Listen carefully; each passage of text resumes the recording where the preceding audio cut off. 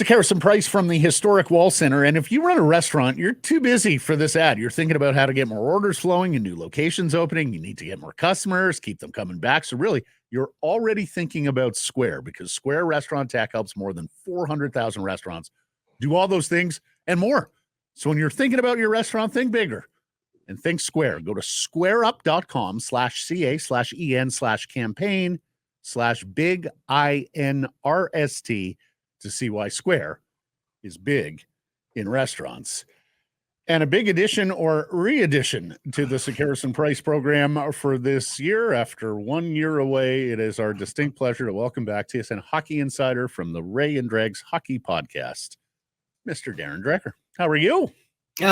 Doing well. Great to be back, fellas. And I haven't seen you in a while, but neither one of you has aged a lick. Oh, what a charmer. My hat is on. See, that's how he gets all that inside info. He just charms all these GMs and agents.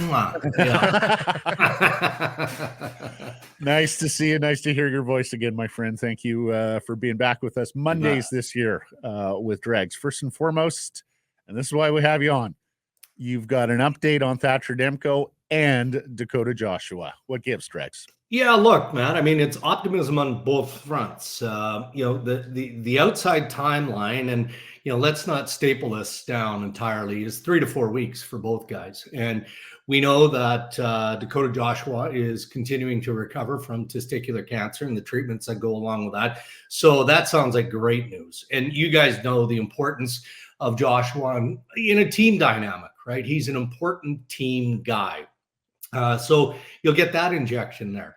Thatcher Demko and that mysterious knee recovery situation with not a lot of details on what's actually going on there. But again, same sort of timeline, that 3 to 4 weeks. So if it's a bit shy of 3 weeks, if it drifts into that 4th week, I don't think there should be panic across the board. But again, a sense of optimism, if you're looking at it internally from the Canucks perspective, that those two pieces, especially Demko, who's kidding who, he's a game changer as an NHL netminder. If they can get him into the mix early in the regular season, a month in, worst case scenario, then I think that puts Vancouver in a real good position. How much do you think the Lankinen acquisition just allowed them to breathe and maybe push that back? Because he looked serviceable in the outset of camp when he was on the ice. We had video of him. He looked like he wasn't terribly far away, but they get Lankinen, and now they can just make sure he's 100%. Is that about right? That's about right, Blake. And look, if you're an NHL club that has aspirations of going deep into the playoffs, I mean, let's start by qualifying for the playoffs, because, it's such a kind of flatline league aside from a few of the outliers that we consider to be top end teams. You have to embrace the idea of that 3 goalie rotation because you're number one, and Thatcher Demko clearly is that. I mean, with his history especially, you've got to have people that you can rely on. So Kevin Lankinen gives them a little bit more depth in that position. And by all accounts, throughout the preseason, not that we should ever read too much into preseason hockey, he's serviceable. You're right. He looks decent. And it does take a little bit of the heat off Demko. And then you look at the history of Artur Shilovs and how well he performed in stretches last year. But the Vancouver Canucks are only going to go as far as Thatcher Demko can lead them. And so it's a significant add when they can get him back into the mix and back healthy, especially, getting his legs underneath him. And then furthermore, in that second half of the season when it matters most. A busy weekend for the Vancouver Canucks for a third consecutive year. Patrick Allvin, Jim Rutherford pull off a trade on the eve of roster setting. This time around, it's getting rid of Tucker Poolman and his salary. We know he's not going to play. Getting Eric Brandstrom and perhaps more importantly, cap space back from the Colorado Avalanche. Dregs, how are they able to pull this off? And what happened with Brandstrom? They signed him on July 1st and they're waiving him or willing to deal him damn near October 1st. I know, I hear you. And look, I go back to Pierre Dorion, then with the Ottawa Senators, and talking about Eric Brandstrom being the jewel of the trade that sent Mark Stone to the Vegas Golden Knights. And this isn't an indictment on Eric Brandstrom. As we've learned, again, historically, when it comes to young NHL defense, you can draft and you can think where this player is going to ultimately end up and develop, but it doesn't always work out that way. And in fact, it doesn't work out that way very often, especially when you anoint an unproven young man like Erik Brannstrom as a top-end talent, right? That might have been how he was scouted. That might have been what he was projected as being. It just hasn't worked out.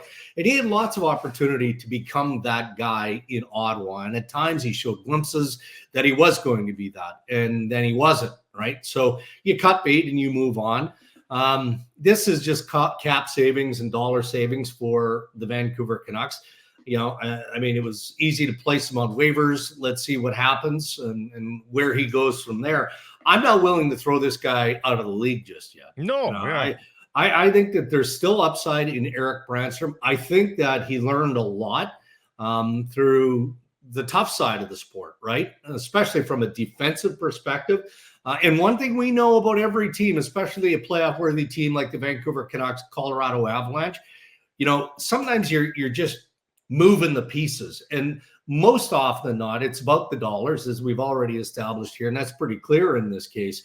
But you need depth in that position. You need depth in that position. So it's either going to work out eventually for Brannstrom in Vancouver, or he'll get another opportunity somewhere else. We started to make fun of our own selves in the last couple of years because this management group would make a deal or sign a guy, and we'd say, "Wow, that's a tidy piece of business." And now, and now, tidy piece of business has become this joke here in this market. But we've said it enough here, and this was another bit of that over the weekend.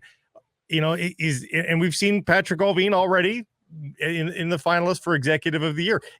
Do people consider this management group amongst the smartest, most adept groups in the league? They do, yeah, they do, and I think it's time we started to separate Jim Rutherford and Patrick Allvin, and give Patrick Allvin credit as being a now experienced and a certainly worthy NHL general manager. He doesn't need Jim Rutherford, you know, poking him and telling him, okay, well, here's what I would do. Now, look, it would be a disservice to the Canucks organization if Allvin wasn't constantly in communication on every decision that he's making with Jimmy Rutherford, given the vast experience that Jimmy has. And I'm sure that's the case. It's no different when you look around the National Hockey League and you see some other management tandems, right? I mean, that's just what structures of management groups with several organizations now looks like. But, you know, Allvin he's more than capable. He is a sharp guy.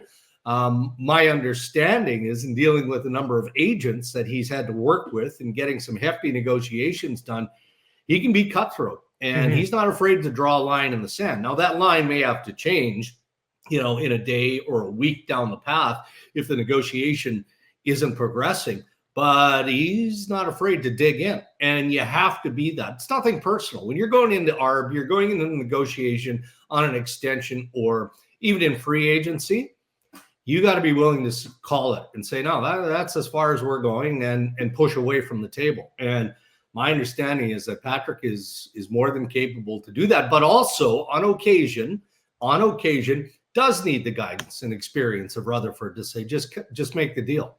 You know, we need this piece. We need that player. Let's not prolong this anymore. Let's get that done. That's good communication, and that's why they do work together so well. Part of that prowess has been these middling sort of wingers like Dakota Joshua, like Nils Höglander, who get, you know, you could see a hardline agent just saying, no, my guy's ready to explode. They get this. Just reasonable dollar values, 3x3 for Nils Höglander. I mean, that just seems fair. That just seems apropos. And there's so often in pro sports where it's one way or the other. And look, I mean, he's a terrific third line player in my opinion. Now, does he have upside to maybe move up in the lineup? Well, we're going to find out. That's all up to him, and it's all about opportunity. But that's an affordable piece. So let's say it doesn't go that way, where for whatever reason Höglander isn't a fit. I'm not saying that he isn't. I'm just saying sometimes stuff happens that impacts the influence that one player can have. And you see that with every club. That's an affordable contract, and you're not, again, you're not hanging based on the term being unacceptable to a club around the NHL. $3 million AAV for the player that Nils Höglander is.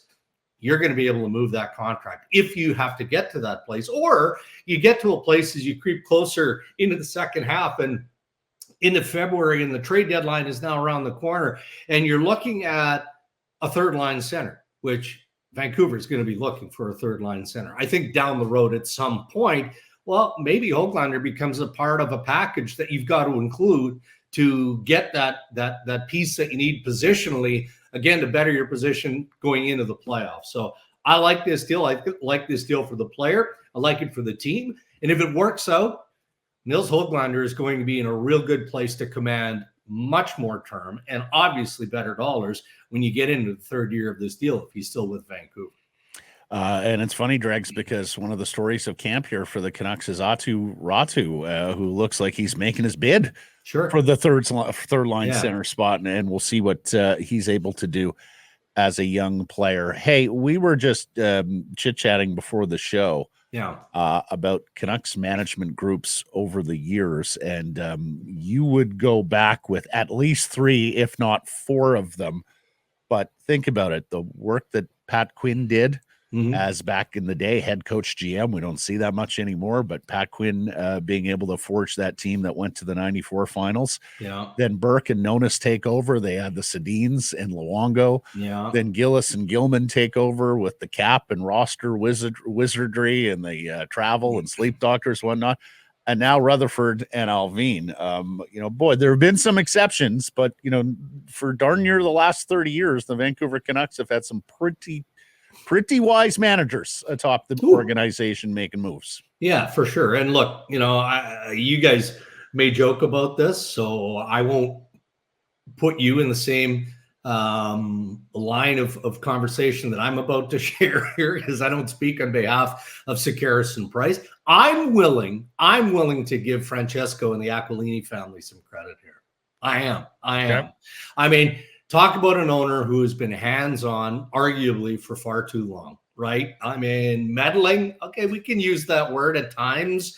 I think it's certainly approached that. But a frustrated owner, an owner who wanted to do right by his fan base, an owner who wanted as much to win as any owner in pro sport, right? For him to take the step back required, to recognize that there were significant changes that needed to be made, but he needed somebody with the swagger and the depth of experience that Jimmy Rutherford has to come in and do that job and to make the changes. I mean, the owner does deserve a little credit, because I'll tell you this, there's no chance Jimmy Rutherford is taking that job without autonomy. Do you think that stayed put, that the lack of phone calls? Like, I think Mike Gillis would tell you, hey, he didn't get a lot of phone calls from the team in 2010, 2011. It was after that the calls came fast and furious. Yeah, and look, that's part of the job. So I mean, of course, Francesco is on the phone with Jimmy a fair bit. I mean, I haven't had this conversation recently with Rutherford, so I don't know if that's faded over time. I mean, he's the owner. I mean, it's no different than any business. Hey, I think that Kenny Holland probably would still be in Edmonton if, there just wasn't frustrations with ownership there. Right. Daryl Cates, in ownership of the Edmonton Oilers, a very demanding, commanding dude who wants to be informed and probably thinks that his hockey opinion matters the most because, he controls the assets there. I think that there's a real healthy relationship between Rutherford and Aquilini. Again, I'll repeat myself.